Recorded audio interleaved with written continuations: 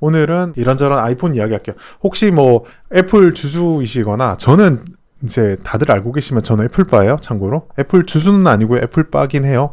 제가 좋아하는 버핏이 애플바기도 하고 애플 큰 주주이기도 한데, 아무튼 저는 애플 주주는 아닌데, 그래도 우리나라 서플라이 체인이나 가장 큰 경쟁사 삼성전자잖아요. 그런 서플라이 체인, 뭐 TSMC 관련된 여러 가지 연결된 것들이 있으니까 그런 이야기들을 한번 하면서 하면 좋을 것 같아요. 정학킴님께서 피드백을 주셨습니다. 저는 쪽 애플 사용자인데, 반갑습니다. 저도 애플파인데 반갑네요.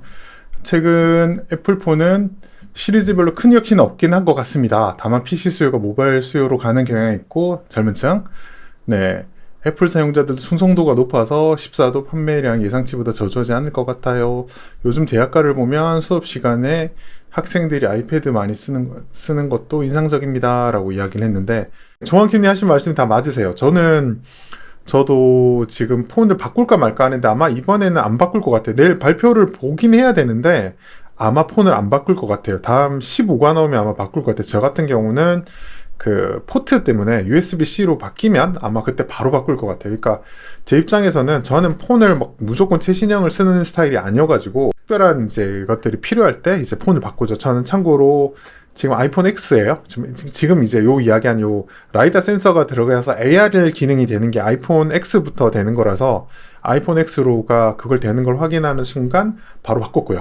그 다음에 그 이후로는 아직 안 바꾸고 있어요. 그게 뭐 특별히 중요한 카메라 성능이 그때부터 좋아지고 있었는데, 제가 카메라를 따로 들고 있으니까 뭐 특별하게 중요한 기능이 없었는데, 14에도 특별한 그 성능 개선이 없잖아요. 정확히님 말씀하신 것처럼 좀 더 빨라지고 뭐 이런 거는 이제 저한테 별로 안 중요한 거라서, 맥도 따로 쓰고 아이패드도 따로 있고 이러니까 폰의 중요성이 상대적으로 덜한데, USB-C로 바뀌면 아마 15에서 바뀔 가능성이 있는데, 바뀌면 아마 폰을 그냥 바로 바꿀 것 같아요.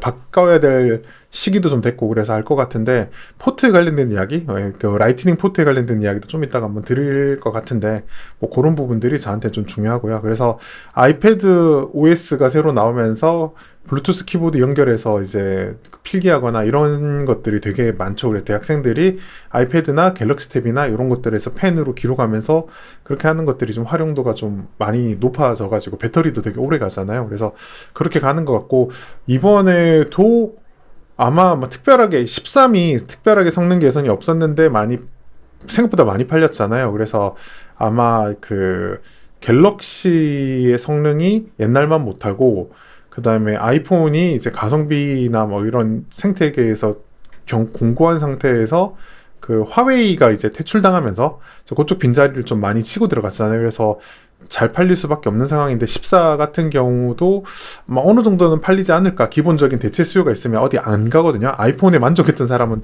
특별한 경우가 없으면 딴 데 안 가요. 그래서 아마 안 갈 것 같긴 하고요. 뭐 제 개인적으로는 어느 정도 팔릴 것 같긴 한데, 개인적으로 별로 아이폰 주주가 아니고 아이폰 유저 입장이고 투자하는 입장에서, 한국에서 투자하는 입장에서는 아이폰 14가 좀 잘 안 되어야 되는 뭐 그런 이제 근거나 썰 뭐 이런 것들 한번 풀어보려고 생각을 하고 있습니다. 지금 화면에 보이는 게 이게 약간 중국에서 유출된 가장 최근에 유출된 아이폰 14에 관련된 스펙 이야기예요. 그래서 여기 보시면은 4가지 모델, 플러스 대신에 미니가 있었고, 여기에 프로에 프로맥스, 이렇게 해서 4개가 있었는데, 요게 이제 하나 빠졌죠. 빠지고 미니로 돼서 옛날 아이폰 5처럼 되게 작은 사이즈로 된 게 빠지고 이제 플러스가 들어간 거죠. 전부 다 뭐 중국어로 한자로 돼 있어서 잘 모르겠지만, 중요한 거는 아이폰 14랑 아이폰 14 플러스가 낮은, 그러니까 저사양 모델이고, 저사양 모델에도 액정이 작은 거, 큰 거 있고, 고사양 모델에도 액정이 작은 게 있고, 큰 게 있고, 이렇게 되어 있는 상황이에요. 그렇게 보시지 말고, 그러니까 왼쪽이 고사양인데, 고사양 두 개는 A16 프로세스에다가 요게 6기가 DDR5, DDR4가, 이게 삼성전자 이제 보신 분 아시겠지만, 지금 최근에 D램이 DDR4에서 DDR5로 넘어가는 상황이고, DDR5가 4에 비해서 몇 배 속도가 빠르다고 해요. 그래서 여기는 DDR5 램이 들어갔고, 그 다음에 AP 같은, CPU에 해당되는 AP 같은 경우도 A16 프로세서가 들어가 있는 상황인데, 이렇게 최신형 조합으로 들어가 있는 거고, 기본형 모델 같은 경우는 현재 아이폰 13에서 사용하고 있는 A15 프로세스에다가 똑같은 6기가인데 DDR4 DDR4 모델이 지금 들어가 있는 상황입니다. CPU랑 램에서 이제 안에 들어가는 거에서 차별화를 더 다 끝나누기를 해놓은 상태다. 액정만 보면 이렇게 두 가지로 나누지만 CPU가 바뀌면서 이렇게 더 나눠지는 거고요.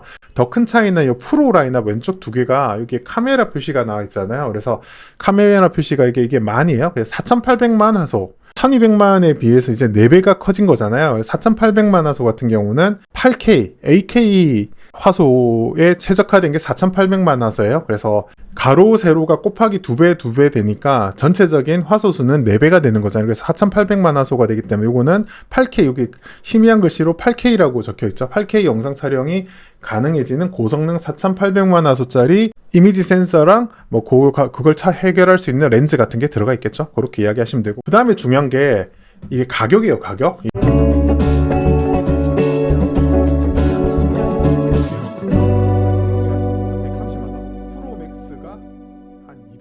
15만원? 이렇게 됐죠. 그래서 그 다음에 이 가격대가 상당히 높은 건데, 그래서 이 두 가지에 대해서 설명을 한번 드리려고 할 텐데, 첫 번째 화소수 있잖아요. 카메라 화소에 대한 이야기를 간단하게 한번 드릴게요. 아마 화소수도 1200만 화소에서 4800만 화소에서 그렇게 화소수가 4배가 되니까 당연히 영상 크기도 그냥 단순하게 4배라고 생각되면 되는데, 4K 영상보다 4배 더 큰 영상을 찍을 수 있도록 해놨고 1테라짜리 SSD도 사서 했는데, 결국 연결하는 거는, 전송하는 거는 라이트닝 케이블로 연결해서 USB 2.0으로 전송해야 되거든요. 이게 속도가 너무 느려요.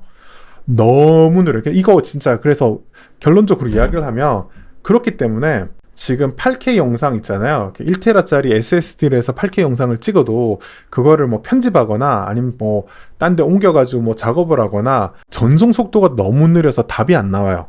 그래서 지금 그게 지금 엄청난 문제라서, 그래서 그게 USB-C로 바꾸면 그 문제가 많이 해결되는데, 라이트닝을 끝까지 이제 버틸 수 있는 데까지 안 바꾸려고 하는 이런 시스템으로 아이폰 14가 갈 것 같다라고 알려졌기 때문에, 화소는 늘어나고 좋은 렌즈 쓰고 막 다 했는데 실사용하기에는 되게 어려울 것 같다. 그런 면에서 개인적으로는 좀 비추다. 그래서 이게 8K가 있어도 잘 못 쓸 거다. 괜히 이제 스펙만 빵빵하게 넣어놓고 라이트닝 때문에 많이 힘들 거다. 라는 부분이 제가 하나 말씀을 드리는 게 있고요. 그 다음에 넘어가서 하고 싶은 이야기는 이 가격이에요. 가격. 이 가격이 너무 비싸지 않아요? 네, 가격이 좀 비싸다인 건데, 실제로 뭐 CPU 성능이나 그 다음에 얼마 전에 TSMC에서 뭐 칩 생산하는 단가가, 주문 단가 같은 것도 되게 많이 올렸었잖아요. 올리고 인건비도 올라가고 부품도 좋은 거 쓰고 쓰니까 부품 가격이 올라가서 가격이 올라간 부분도 사실 있고요. 그것도 마찬가지고, 그럼에도 불구하고 지금 이게 문제가 되는 게 환율이 되게 많이 올랐어요. 지금 아까 얘기했지만 우리나라도 지금 거의 뭐 1,400원대 뭐 이렇게 나왔어요. 그래서 그러니까 지금 같은 경우도 이제 신제품이 나오는 아이폰 14 같은 경우는 그런 원가가 올라간 부분 플러스 그다음 환율에 의한 영향을 두 번으로, 쿠션을 두 번을 동시에 맞았기 때문에 한국인 소비자, 뭐 한국뿐만 아니라 미국이 아닌 다른 나라의 소비자들은 이 강한 달러 때문에 엄청나게 비싼 아이폰을 써야 될 가능성이 있어요. 그래서 제 입장에서는 갑자기 생각나는 게 이런 거죠. 미국 재무장관, 옛날에 미 재무장관 했던 이야기가, 달러는 우리들의 화폐지만 다른 나라 사람들한테 하는 이야기인데 너희들의 골칫거리다 라는 이야기를 한번 한 적이 있어요. 그러니까 달러가 강해지면 뭐 그냥 우리나라 돈이 강해진 거긴 하지만 전 세계적으로 되게 힘들어진다 라는 이야기를 존 커넬리라고 하는 재무장관이 1971년에 한 적이 있거든요. 그러니까 지금 딱 그 상황이에요. 그래서 환율이 지금 강달러를 미국이 좀 가만히 그냥 내버려 두는 성향이 있거든요. 그러니까 이거는 사실 보면 냉정하게 매크로적으로 보면 무슨 말이냐면, 미국에서 발생한 인플레이션을 외국으로 지금 계속 퍼서 수출하는, 인플레이션을 해외로 수출하는 상황이에요. 그러니까 그 미국 같은 경우 달러가 강해지면 자기들의 인플레이션을 어느 정도 방어를 할 수 있죠. 뭐 원유 수입 물가나 이런 것들도 되게 낮게 유지될 테니까, 그래서 약간 방조하는 듯한 그런 식으로 자기들한테는 지금 현재 인플레이션이 강한 입장에서 나쁠 건 없지만 강달러로 인해서 그 인플레이션을 미국 밖으로 자꾸 퍼내기 때문에, 미국 밖에 있는 사람들 인플레이션에 대한 그런 거, 원가, 뭐 원자재 가격 올라간 거 플러스 강달러에 의한 이런 것들이 이중고를 겪기 때문에 되게 외국들이 힘들어하죠. 그렇지만 미국의 기본적인 입장은 뭐다? 네, 달러는 미국의 것이지만 미국 외의 나라들의 골칫거리다라고 생각하고 우리는 알 바 아니다 뭐 이런 식으로 약간 지금 제스처가 나오거든요. 그래서 제가 봤을 때 해결책은 이건 것 같아요. 아이폰 14가 망해야 된다. 투자하는 관점에서 아이폰 제가 뭐 애플바긴 하지만 아이폰 14가 망해야 된다.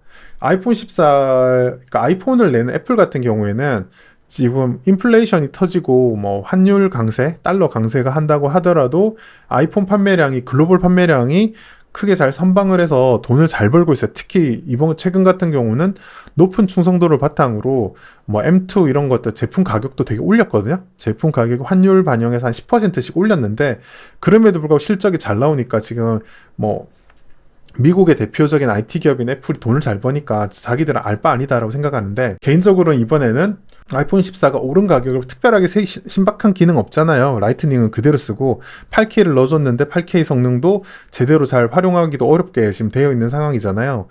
그런 상황에서 제 개인적인 의견은 아이폰 14가 망해야 된다.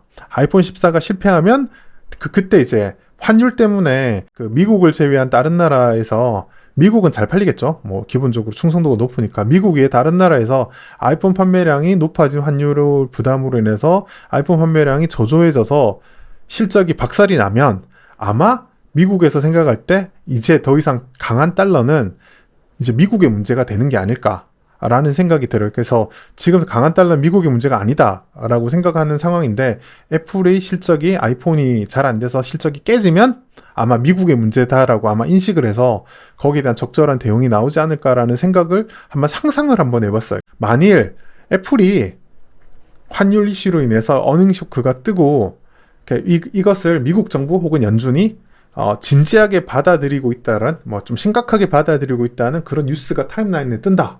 그럼 저한테 알려주시기 바랍니다. 투자를 좀 하신 분은 아시겠지만 2018년에 금리를 막 올리면서 미국에서는 미국 지금 상황에서는 금리를 올려도 된다라고 하면서 금리를 막 미국 외에는 알 바 아니고 우리는 금리를 올려야 될 것 같아 라고 생각해서 미국은 올리고 감당할 수 있을 것 같아 그래서 금리를 막 올리다가 글로벌 증시가 박살이 나고 그랬거든요. 막 충격을 받고 막 이랬는데 미국은 막 견조하게 잘 가니까 막 그냥 우리는 우리의 길을 가겠다. 우리나라 금리 올리는데 왜 그러냐 라고 해가지고 금리를 막 올리다가 어느 순간 되니까 미국의 주식시장도 박살이 나기 시작하니까 그때쯤 되니까 멈추더라고요. 그래서 그때 이제 많은 사람들이 깨달았죠. 자기들의 일이 되어야 그게 정책으로 반영하지 남의 나라 일은 신경도 안 쓰는구나. 우리는 우리의 길을 가겠다. 이딴 소리를 하는구나 라는 생각을 했고요. 다시 이번에도 좀 비슷하게 금리를 막 올리고 있는 이런 추세잖아요. 그래서 똑같은 파월이 연임을 해가지고 하는 행동인데 좀 비슷한 그림이 있는 것 같아요. 똑같은 행동을 하는 것 같아요. 그래서